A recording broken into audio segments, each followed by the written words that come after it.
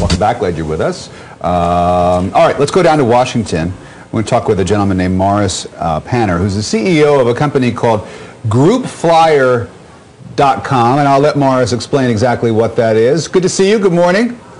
Hey, Rick, thank you for having me. It's a real pleasure. We're glad you're here. Okay, so I sort of teed this up saying that your company wants to help people be able to text or take part in social media.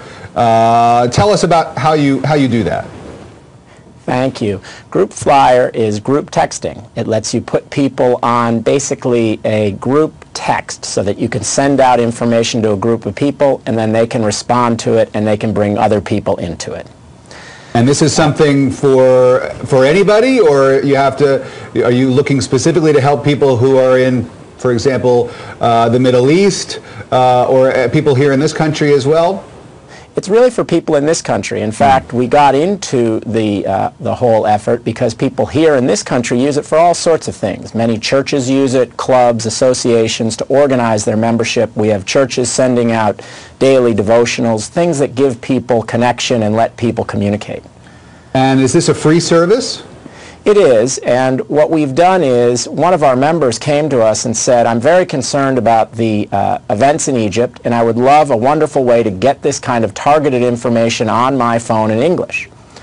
So based on that, we put together a group called Egypt for Peace, which is on our homepage. So if you go to GroupFlyer.com, and it's flyer with an I, that's sort of the I within the group, you can see that bug, and you can sign up to get these updates.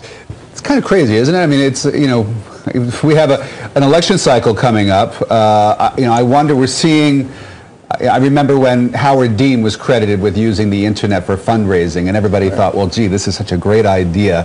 Why didn't we think of this? This now is sort of taking it to a whole nother level.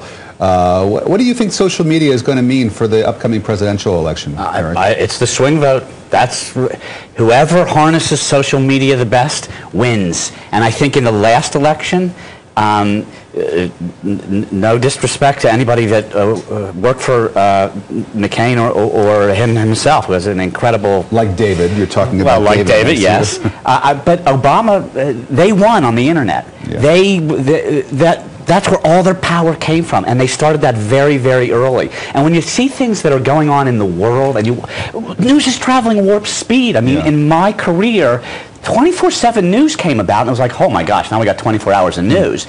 And then suddenly the internet put that on steroids, and now everybody's harnessing that. I think whoever harnesses social media the best wins. Real quickly, David, go ahead. What we saw, the parties have been leapfrogging each other in terms of technology over the last few elections, and I think that while Democrats have been in Washington, a lot of Republicans have really gone to technology. Friends of mine, John Yob and Josh Galeris, who started a company for political technology, and it's going to be interesting to see how it gets used in the next cycle for sure.